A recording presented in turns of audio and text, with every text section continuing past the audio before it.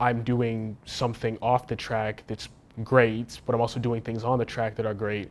So let me blend my athletics and academics and see what I can do with this.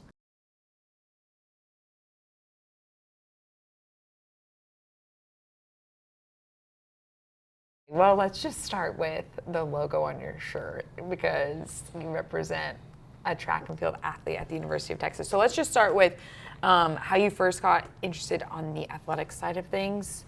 How did you get into track and field when you were at Frisco Westlake? So I've been an athlete my whole life, whether it was swimming, ice skating, t-ball, soccer, basketball. And then track and field actually came very late for me. It was my junior year of high school. Coaches in middle school and high school had always been asking me to come out and do track and field. Whenever they saw me in the warm-up lines at basketball dunking, they would always go up to my coach and say, can you get him to come out for track and field, get him to do track and field? And I mean, I usually always said no. And then one day my junior year, just said yes to them, came out, and seems to have worked out pretty well so far. Yeah, no kidding. How did you know that track and field was what you were going to go to school for collegiately? I'd say it was a meet that I did at Salina. I was very competitive at that meet. I didn't win it, but we just saw flashes of things that told us that this could be something we really do. And then was there a particular love for the sport compared to ice skating or swimming or anything else that you were doing? I would say just over time, as it became the kind of thing that I knew I could go to college for, it just became on my mind all the time, really developed a love for it, wanting to always train, always looking for ways to get better. And then I guess as you think about the recruiting process and looking back on that, how did that go for you? How did you ultimately land on going to Texas? Recruiting was definitely a fun process. Mine did start a little bit late because I didn't get good till later in my junior year, or no, senior year actually. So I think my first official visit wasn't till around March. But just, all these schools reaching out, it's the kind of thing that people talk about, but getting to experience it is a whole different thing. Mm-hmm. So it was really great to just interact with all these schools and have so many options. And now that you're a student athlete at Texas, how would you describe the student athlete experience? I think it is second to none. It's all the resources you could ever need, academically, athletically, the gear as well. Just everything about Texas is over the top. Yeah. And as far as just the athletics itself and what you've been able to do so far, competition-wise, how has that measured up to how you expected it to be? Had a pretty good season this year. Came in, indoor season went kind of well. Outdoor seasons when things really started to click. Won my first 3 meets of the year. First place. Then I unfortunately got injured, and that sidelined me for about 6 weeks. Was able to come back for our SEC outdoor conference meet, score points for us, and then 2 weeks later going into regionals. That's the meet that takes you to nationals. 48 competitors, top 12 go to nationals. I was able to have a top 12 finish and go to nationals for the first time. So just fighting that injury and being able to make it all the way to nationals was really great for me. That is awesome. How was the nationals overall experience? It was definitely a great experience. It's a competitive environment. It takes place at Hayward Field in Oregon. It's a 12,000 seat track and field stadium. So just imagine that. So it was a great experience for me. That's awesome. Well, I can't believe that you're able to do anything outside of being a student athlete, because in my head, I think those two things combined are already enough to fill up a 24-hour day. But obviously you have some interests outside of track and field. What do you spend your time doing when you're not training or going to school? So sometimes basketball, not as much in season, just to stay healthy. Yeah. Of course, focusing on school. My academics are big to me. And then, writing is also another thing that's very big to me. Yeah. So can you talk about just where your initial love of writing came from? And then, when did you know that you wanted to author books? So my first inspiration was actually a prompt on a standardized test. They told us to create our own story. And, I kind of just started writing down some ideas, and I thought, this is actually really great. So I went home that day and kind of just continued writing that story. Interesting. Okay, so it started at a standardized prompt. And when did that story initially start? What year? How old were you? 5th grade. So I believe I was About 10. About 10, yes, 10 years old actually. Oh my gosh. Okay, so can you talk about the evolution of that story? How long did it take you to write it? Where does that book stand now? Oh, I actually have it right here. Oh, okay. That is it? Yes. Okay, so this is the one, and what was the title of it? So I was a big fan of I Survived as a kid, so this is Storm Survivors. It follows two kids stranded on Mount Everest during a snowstorm. Started this in 2015, which you can see, I mean, probably can't see it, but right there, 2015. This is about 150 pages of all handwritten work. Oh my gosh. This was the first writing I ever did. How are there no scratch outs in there? Like, how do you even? There's a few, but I mean, I loved writing, so this is what I did. This took about 3 years to complete. Eventually, I did type all of it into a computer for safety reasons, but this was where I started. Over the span of that time, like, was there intention to, like, were you like, I need to go home and write a chapter today? Or did it just like kind of come to you? Like, can you talk about the writing experience? I think it was just like an every night thing. I would try to do at least one full page. I think each page is about 23 lines. So just put down 23 or more lines of work every night was the goal for me. And it's something that I really enjoyed doing because it was creating my own world. So it was very fun for me. Were there ever times where you're like, oh my gosh, I just wrote a whole chapter? Like, I just sat down to write and here I am still writing. Oh, definitely. Sometimes, it wasn't too late at night, but sometimes late, just writing and the ideas were flowing, so I'd keep going. Sometimes I'd just try to be like, okay, halfway done with this chapter, let me get to the end of it so I can start another one tomorrow. Okay, so this was the first book. Yes. Right? There's another one. How many Yes. books in total are there? One published. Okay. This is still just, I'd say, in the draft phase. Not really, because it is finished, but it would require a bit of work. I don't know if I'm going to ever put it out, but I might, so. Well, that's 10-year-old freaking Yes. writing right there. That's incredible. If that were to ever be published, to have that much talent at 10 years old is beyond me. But, okay, so this was kind of where things started. How did you get from I guess you said it took 3 years, so 2018 to where you were when you started the book that did get published? So I started that one in 2018, right after I finished this one.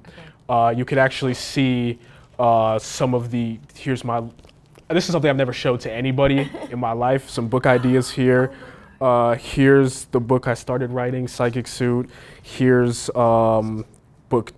that's book 3 there. Book 2, you can see some of the characters. Here's Alan, Caitlin, Isaac. You just see some of the characters there. So it was the kind of thing that I was already planning once I finished this one and even during writing this one.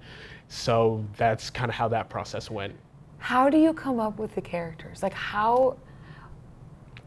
when and how do you get the ideas for these books and these people? Typically, I will name characters after like people I've interacted with in real life. So a number of my characters in my book are named after people who I know or have interacted with.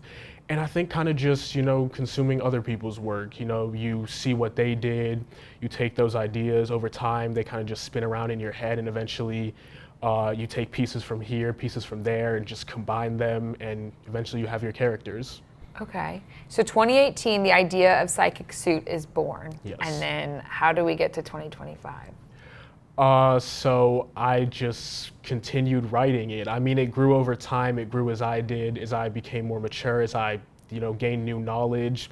The book changed. I think the first draft was about 40 or 50,000 words, and final is closer to 90,000, I believe. Oh my gosh. So just over time, adding more, getting new ideas and just putting those down on paper. It was very fun for me, so I enjoyed it. Yeah. How long did that process take to get to, beginning the writing of the story and then getting to where it was ready to be published?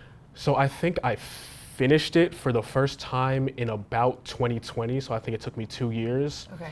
And then just over the next 4 years, it was just adding more things, making the characters better, the writing tighter, themes I wanted to add, just making the story more cohesive. And that all took place while you were in high school going into college? Yes. How do you balance trying to write a book while going to school in high school, And then whatever, all the sports you were doing, plus the recruiting process, plus starting out your college experience as a freshman, like how do you continue writing throughout all of that? I mean, it was something I enjoyed, so I always tried to find time for it, whether it was after homework, after practice, maybe in the car, on an airplane, jotting down a quick idea, and then building on it later, but just finding time because it's something I enjoyed. Yeah. How gratifying was it when it got to the point where you were like, all right, we're ready? It was an exciting experience to finally say, okay, I think this is ready, let me put it out there. Okay, so can you talk us through the publishing process?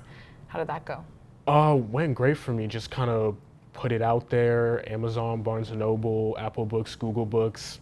And from there, it just became, how do I market this? How do I push this idea? And that's when the idea came to me to use my status as an athlete, because I know NIL became legal recently, so just this idea that I'm doing something off the track that's great, but I'm also doing things on the track that are great. So let me blend my athletics and academics and see what I can do with this. When you think about just the fact that it is so rare, a combination like that, to be so successful, I mean, you hear about it all the time, but like the people who are typically good on the field or on the ice or on the court are not always the best in the classroom. Yes. How do you feel like you are able to balance both and find success in both? I mean, academics was always something that was paramount in my home, so parents always wanted us to be as academically proficient as we were athletically, so just keeping that going over time when writing. I probably should have asked this before, but where did the idea for Psychic Suit come from? So I had a childhood friend, and we would go out to my trampoline in the backyard and kind of just play make-believe with cartoons and things we'd seen on TV or video games. And over time, just the idea for that kept coming to me, and I was like, you know what, I should start writing this down. That's when I started jotting down some book ideas for it. Then eventually in 2018, I finally got around to actually starting to write the book. But just me and him outside on our trampoline coming up with all these ideas, that's when it came to me. Are you still friends with him? Yes, but he's hard to get in contact with, so I think we are still friends. Okay, TBD. What would you say is kind of the premise of the book?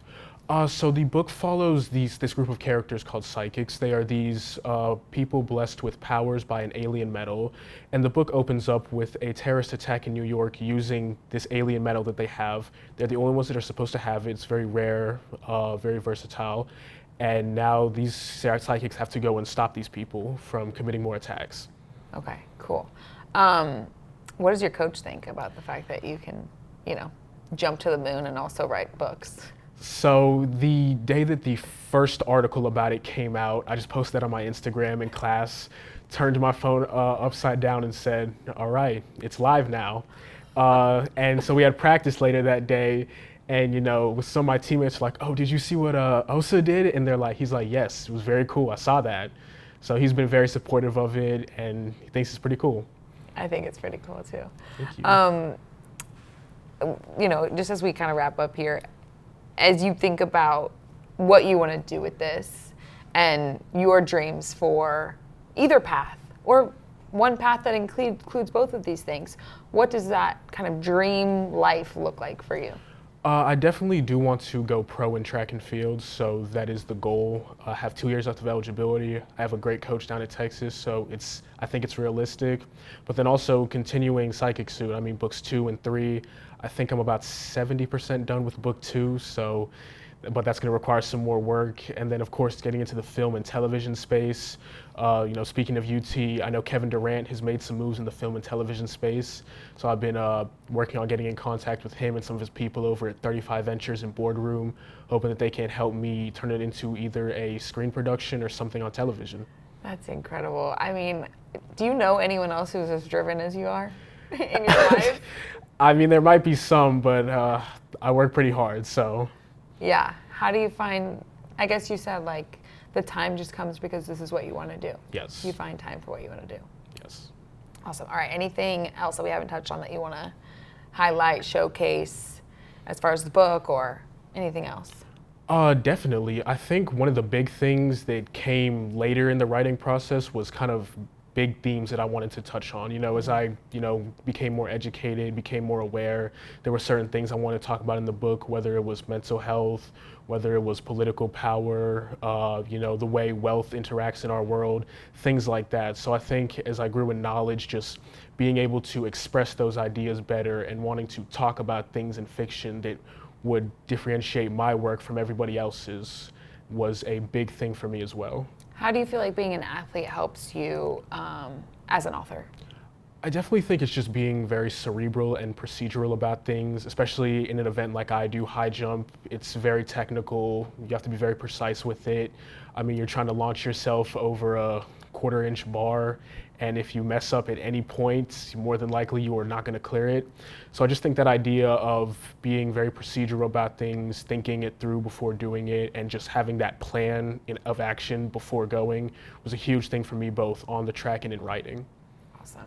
And I know you touched on all the places we can find it, but if I wanted to buy Psychic Suit, where do I do that? Amazon, Barnes & Noble, Apple Books, Google Books, essentially everywhere books are sold. Published author. How does that sound?